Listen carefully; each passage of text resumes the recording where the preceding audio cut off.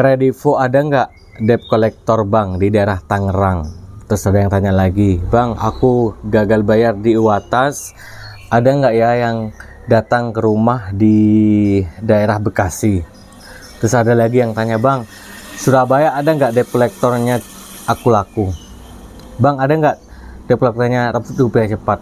Bang ada nggak debt collectornya ada kami? Bang ada nggak debt collector di daerah Sumatera Utara? Wah, banyak banget pertanyaan. Dari sekian pertanyaan itu aja.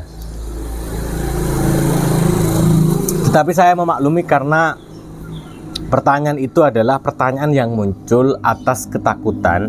Biasanya ya, yang takut itu debt collector akan datang ke rumah seorang nasabah yang gagal bayar. Itu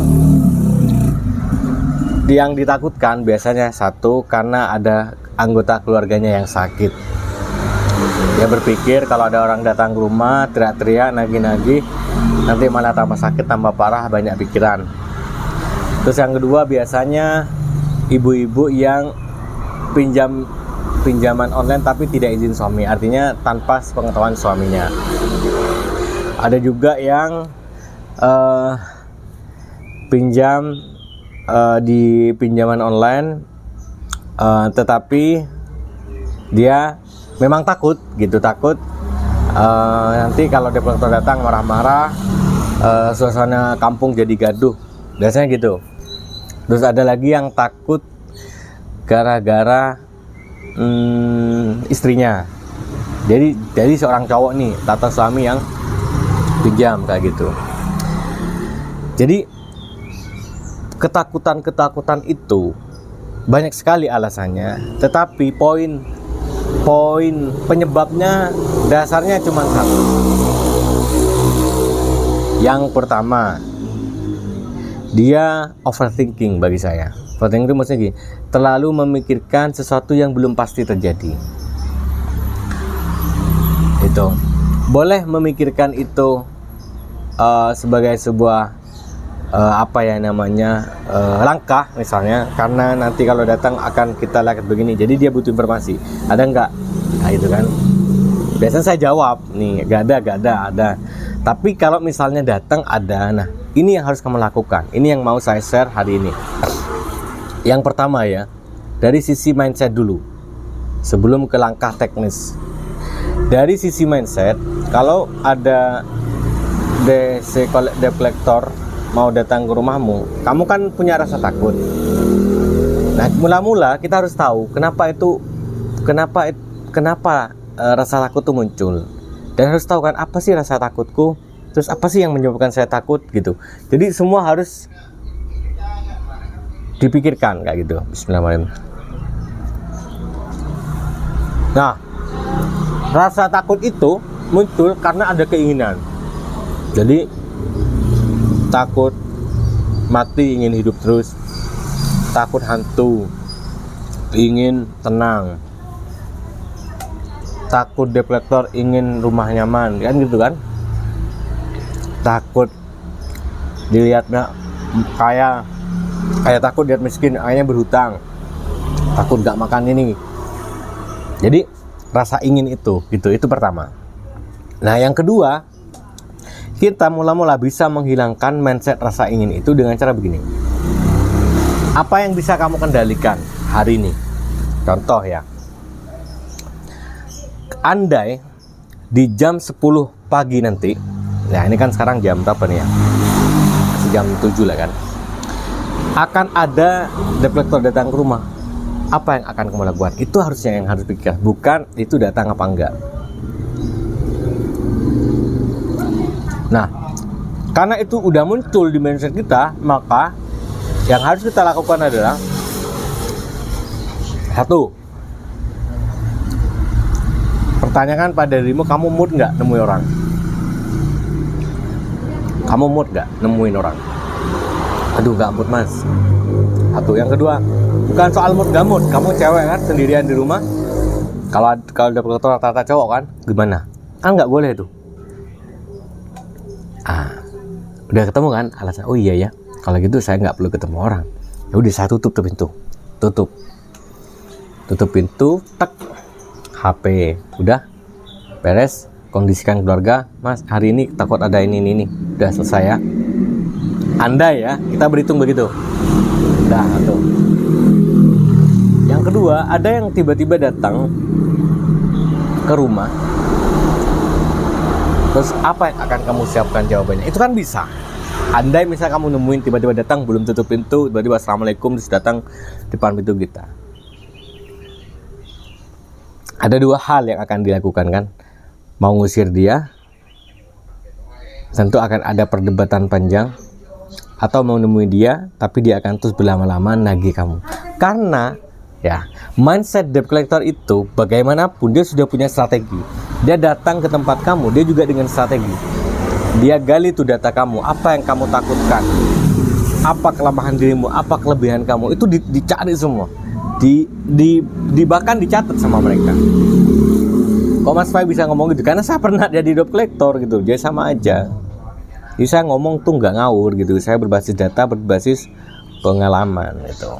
Jadi kita sebelum datang ke tempat kalian tuh kita mikir apa sih kelemahan kamu, apa sih kelebihan kamu gitu. Gitu. Mau? Gitu teman-teman ya.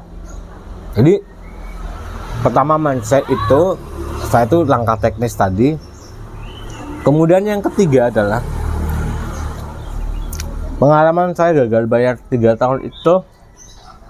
Yang bikin saya malu itu yang pertama, mandi dulu, jangan ke kamera. Kamu belum mandi. Mandi dulu. Yang pertama itu gini. Ada surat terus menerus ke rumah dan orang tua tahu. Itu aja. Tapi saya jawab apa adanya. Itu ini pajak, kadang bilang pajak gitu. Enggak malu. Mandi dulu. Mama. Gitu teman-teman ya. Jadi Dek, mandi. Jadi buat kalian yang hari ini lagi cemas karena mikirkan itu mindsetnya penting banget ya. Oke, ini penting juga buat teman-teman ya. Jangan lupa untuk mengevaluasi setiap hari. Kenapa sih kamu kok terjebak dengan pinjol? Itu evaluasi terus. Tapi jangan lama-lama, karena kamu harus kerja. Kalau kamu cewek nggak kerja, ada apa sih? Kenapa kok hidup saya begini? Tuh, malu tuh. Giginya ompong. Anak sekolah kamu, ada yang ada. Libur ya, saya mandi dulu. Lanjut ya, sorry teman-teman. Ya, jadi itu mungkin hubungan kamu sama suamimu, kamu kurang kewajibanmu kurang. Kadang-kadang kamu nggak melayani dia, kamu kurang bersyukur. Kamu sebagai perempuan harusnya bisa pandai mikirin itu. Tapi kalau kamu sebagai laki-laki juga sama, mungkin perhatianmu sama istrinya kurang. Kamu terlalu banyak menghabisi uang untuk dirimu sendiri dan orang lain misalnya kan, nggak tahu kan, kadang cowok kan suka nongkrong terus ngabisin uang di tempat kopi, nggak mikirin, akhirnya itunya pinjam online nggak gitu. Nah itu coba evaluasi, tapi itu nggak perlu berlama-lama menyalahkan diri, udah anggap itu sesuatu yang masa lalu yang tempatnya di sampah, bukan di pilihan kita. Gitu teman-teman. Jadi buat teman-teman penting ya.